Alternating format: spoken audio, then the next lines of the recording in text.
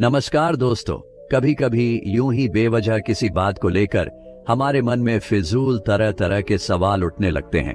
अगर कभी कोई हमें कुछ बात कह देता है तो वो बात हमारे मन में बार बार घूमते रहती है और उस बात को लेकर हम अक्सर बहुत तनाव में आ जाते हैं और इस वजह से हमारी सेहत पर इसका बहुत बुरा असर पड़ता है। तो इस बेवजह उठ रहे सवालों को कैसे हम शांत कर सकते हैं, बेचैनी को कैसे शांत कर सकते हैं और हम इस तनाव से बाहर कैसे निकल सकते हैं, इस कहानी में मैं आपको गौतम बुद्ध की ऐसी 4 आदतों के बारे में बताने वाला हूं जिससे आप अपने जीवन में अपनाकर उस तनाव से बाहर निकल जाएंगे और अच्छे कामों में अपना जीवन व्यतीत कर एक अच्छी जिंदगी जी सकते हैं। यहाँ पर बताई गई यह 4 आदतें आपकी पूरी जिंदगी को बदल सकती हैं। अगर आप इन 4 आदतों को अपने जीवन में अपना लेते हैं तो फिर आप अपने जीवन को एक खुशहाल जिंदगी में बदल देंगे और फिर आपका मन कभी भी बेचैन नहीं होगा, ना ही उदास रहेगी और ना ही बेफिजूल के कामों में व्यस्त रहेगा। तो आइए इस कहानी को शुरू करते हैं। एक बार एक बौद्ध भिक्षु किसी पेड़ के नीचे ध्यान कर रहा था। तभी एक राजकुमार उस भिक्षु के पास आता है और उनसे कहता है, हे महोदय, आप हमेशा कहते रहते हैं कि ध्यान करो, लेकिन मेरे लिए ध्यान करना तो दूर की बात है। मैं कुछ समय के लिए अपनी आंखें बंद करके शांति से भी नहीं बैठ पाता हूँ। मेरा मन इतना बेचैन है कि यह हर समय कुछ ना कुछ सोचता रहता है। मैं जब भी ध्यान करने बैठता हूँ तो मेरे अंदर विचारों का तूफान आने लगता है।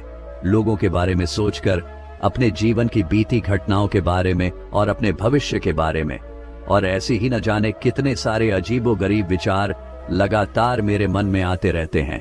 मैं इन्हें रोकने की बहुत कोशिश करता हूँ, लेकिन जब मैं इन्हें रोकने के लिए ध्यान करने की कोशिश करता हूँ तो मेरा मन अशांत होने लगता है और फालतू की बातें मन में उठने लगते हैं, तो मैं ध्यान को तोड़कर बैठ जाता हूँ। इतनी बातें कहने के बाद वह उस बौद्ध भिक्षु की ओर देखता है और कहता है, महोदय, कृपा करके आप मेरी इस समस्या का कोई समाधान बताएं। यह सुनकर भिक्षु ने कहा, मैं क्या समाधान बता सकता हूँ? सोचो, तुम्हारा ही मन है, लेकिन यह तुम्हें कुछ देर तक आंख बंद करके बैठने भी नहीं देता है। तुमने अपने इस मन को कितना आजाद कर रखा है।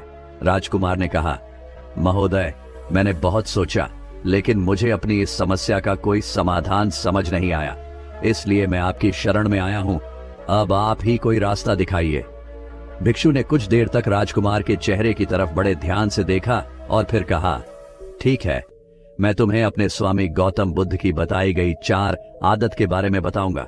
अगर तुम ये 4 आदतें छोड़ दोगे तो फिर तुम्हारा मन लगने लगेगा और तुम्हें कभी भी बेचैनी नहीं होगी। राजकुमार पूरे ध्यान लगाकर उस बौद्ध भिक्षु की बातें सुनने लगा। भिक्षु ने कहा, पहली आदत यह है कि दूसरों के मन को पढ़ना छोड़ दो। तुम और तुम्हारे जैसे ज्यादातर लोग यही गलती करते हैं कि वो दूसरों के मन की बातों को पढ़ने का प्रयास करते हैं, जैसे कि अच्छा, सामने वाला मेरे बारे में ऐसा सोच रहा है। और यही एक आदत तुम्हें सबसे ज्यादा बेचैन और परेशान करती है। ज्यादातर समय पर लोग दूसरों के मन की बातों को गलत और नकारात्मक तरीके से ही पढ़ते हैं। जैसे कि लोग अक्सर सोचते हैं कि दूसरे लोग उनकी तरक्की से जलते हैं, उसे नीचा दिखाना चाहते हैं, उसे पसंद नहीं करते, उसकी मदद नहीं करना चाहते और ऐसी ही ना जाने कितनी सारी नकारात्मक बातें ये लोग दूसरों के प्रति अपने अंदर बैठा लेते हैं। फिर उनके बारे में ही सोचते रहते हैं, उनसे बदला लेने के तरीके सोचते रहते हैं, उन्हें नीचा दिखाने के मौके ढूंढते रहते हैं और दूसरों के प्रति यही नकारात्मक सोच इन्हें दुखी करती है और फिर ये लोग बेचैनी महसूस करते हैं। इसलिए दूसरे लोग क्या सोच रहे हैं इसका अनुमान लगाना बंद करो। दूसरे लोगों के मन के विचारों को पढ़ने की कोशिश करना बंद करो। अगर पढ़ना ही है तो खुद के विचारों को पढ़ना शुरू करो कि तुम्हारे अंदर क्या चल रहा है। कहीं तुम नकारात्मक सोच, शिकायत या बुराई करने जैसी आदतों के शिकार तो नहीं हो रहे हो। फिर बौद्ध भिक्षु ने कहा, दूसरी आदत ये सोचना कि अगर असफल हो गए तो लोग क्या कहेंगे, कहीं लोग मुझ पे हंसेंगे तो नहीं। जो हंस रहा है उसे हंसने दो। लोगों की असफलता पर हंसना तो लोगों का धर्म है, क्योंकि अगर तुम सफल हो जाते तो यही वो लोग हैं जो तुम्हारी तारीफ करते, तुम्हें सम्मान देते, तुम पर गर्व करते। अगर तुम अपनी सफल होने पर दूसरों से तारीफ की उम्मीद करते हो तो अपनी असफलता पर उनके हंसने से तुम्हें दुखी नहीं होना चाहिए।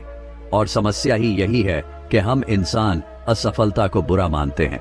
जबकि असफल होना सफल होने से भी ज्यादा जरूरी है, क्योंकि बिना असफल हुए सफल इंसान के अंदर घमंड और दूसरों को खुद से छोटा समझने की भावना पैदा करती है, जबकि असफलता हमें विनम्र रहना, धैर्य रखना और लगातार प्रयास करना सिखाती है।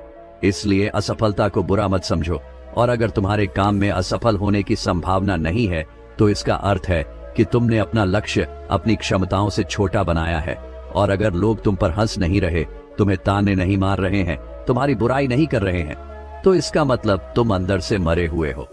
तुम अपने मानसिक सीमाओं से बाहर जाकर कुछ नया करने का प्रयास नहीं कर रहे हो, क्योंकि असफल भी वही होता है जो कुछ नया करने का प्रयास करता है।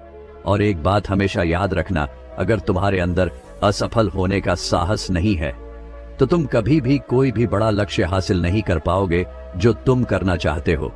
इसलिए असफल होने और लोगों के हंसने से डरना बंद कर दो। बौद्ध भिक्षु ने आगे कहा कि तीसरी आदत यह है कि बेवजह समय को बर्बाद करना छोड़ दो। लोगों को लगता है कि वो समय को काट रहे हैं, लेकिन असल में समय हर बार उन्हें काट रहा है। लोगों के द्वारा समय को व्यर्थ के कामों में बर्बाद करने का केवल एक ही कारण है, और वह ये है कि उन्हें लगता है कि उनके पास बहुत समय है, जबकि सच्चाई यह नहीं है, क्योंकि उनसे पहले वाले लोगों को भी यही लगता था कि उनके पास बहुत समय है, लेकिन उन्हें पता नहीं चल पाया कि कब समय बीत गया और उनका बुलावा आ गया, और जब तक उन्हें अपनी गलती का एहसास हुआ तब तक समय उनके हाथ से निकल चुका था। बस पश्चाताप रह गया था कि सारा जीवन व्यर्थ के कामों में बर्बाद कर दिया, और फिर इस दुनिया से बिना खुद को जाने, बिना इस जीवन की सच्चाई को समझे वो चले गए। इसलिए जब तक यह जीवन है, इसे अच्छे कामों में लगाओ, खुद को जानने में, दूसरों की मदद करने में, लोगों को सही राह दिखाने में, मानवता के कल्याण में। और दूसरी बात, समय को बर्बाद करने से आज तक किसी को खुशी नहीं मिली है। हालांकि समय काटने से तुम्हें क्षण भर की खुशी तो महसूस हो सकती है, लेकिन जब तुम्हें होश आता है और तुम देखते हो कि कितना सारा समय बर्बाद किया जा चुका है, तब तुम्हें खुद पर क्रोध आता है और तुम पश्चाताप के भाव से भर जाते हो। और फिर यही पश्चाताप का भाव तुम्हारे अंदर तनाव पैदा करता है और तुम बेचैन हो जाते हो और लगातार अपनी उस गलती के बारे में सोचते रहते हो। फिर तुम्हारा किसी भी काम में मन नहीं लगता और तुम उदास रहने लगते हो, और यह चक्र लगातार चलता रहता है, जिसकी शुरुआत हुई थी समय को काटने से। इसलिए समय को काटना बंद करो और वो करना शुरू करो जो जरूरी है। बौद्ध भिक्षु ने आगे कहा, चौथी आदत, ये सोचना छोड़ दो कि मुझसे बड़े बड़े लोग नहीं कर पाए तो मैं कैसे कर पाऊंगा। असल में दूसरों से खुद की किसी भी चीज में तुलना करना ही व्यर्थ है, और यह तुलना करना ही हमें हानि पहुंचती है। सबकी परिस्थितियां अलग अलग होती हैं, सबकी सोच अलग है। और क्या हुआ, अगर दूसरे नहीं कर पाए तो हो सकता है कि तुम ही कर जाओ, क्योंकि अक्सर वही लोग इतिहास रचते हैं जिनसे ज्यादा उम्मीद नहीं होती। और फिर हो सकता है कि जिसे तुम बड़ा समझ रहे थे, जिसके लिए तुम सोच रहे थे कि उसने बहुत मेहनत की है, बहुत प्रयास किया है, उसने कभी उतना प्रयास किया ही ना हो, केवल मेहनत करने का दिखावा किया हो। क्योंकि ज्यादातर लोग कभी उतनी मेहनत करते ही नहीं है जितनी उन्हें अपने लक्ष्य प्राप्ति के लिए करनी चाहिए, और दूसरे लोगों के सामने यह दिखाने का प्रयास करते रहते हैं कि मैंने तो बहुत मेहनत की थी, लेकिन मेरी किस्मत ही खराब थी। और यही वो लोग हैं जो दूसरों को बातों ही बातों में कहते रहते हैं कि जब इतनी मेहनत करने के बाद मैं सफल नहीं हो पाया तो तुम कैसे हो पाओगे। लेकिन अंदर ही अंदर यह इस बात को जानते हैं कि उन्होंने कभी उतनी कोशिश नहीं की थी जितनी उन्हें करनी चाहिए थी। ये बस दूसरों की नजरों में अपनी इज्जत बचाने के लिए और इस डर से कि कहीं दूसरा व्यक्ति इनसे आगे ना निकल जाए, ये अपने अधूरे प्रयास से घबराते रहते हैं और दूसरों को डराते रहते हैं कि जब मैं नहीं कर पाया तो तुम कैसे कर पाओगे। इसलिए किसी दूसरे असफल व्यक्ति को देखकर यह सोचना छोड़ दो कि तुम भी कहीं असफल हो जाओगे। तुम बस अपना सर्वश्रेष्ठ प्रयास करो और बाकी सब समय पर छोड़ दो। भिक्षु ने आगे कहा, अगर तुमने ये 4 आदतें छोड़ दी तो तुम्हारा मन एकदम शांत हो जाएगा और फिर तुम जहां चाहो वहां अपना मन लगा सकते हो। इतना कहकर वह भिक्षु शांत हो गए और राजकुमार को भी अब समझ आ चुका था कि उसे क्या करना है। उसने मन ही मन उन 4 आदतों को छोड़ने का निश्चय किया। उसने उस बौद्ध भिक्षु को धन्यवाद किया और वहां से चला गया। दोस्तों, हमें यह नहीं सोचना चाहिए कि लोग मेरे बारे में क्या सोच रहे हैं। अगर मैं कोई काम करता हूं तो लोग मेरे उस काम को लेकर हंसेंगे। इसके अलावा हमें अपना फालतू समय बर्बाद नहीं करना चाहिए।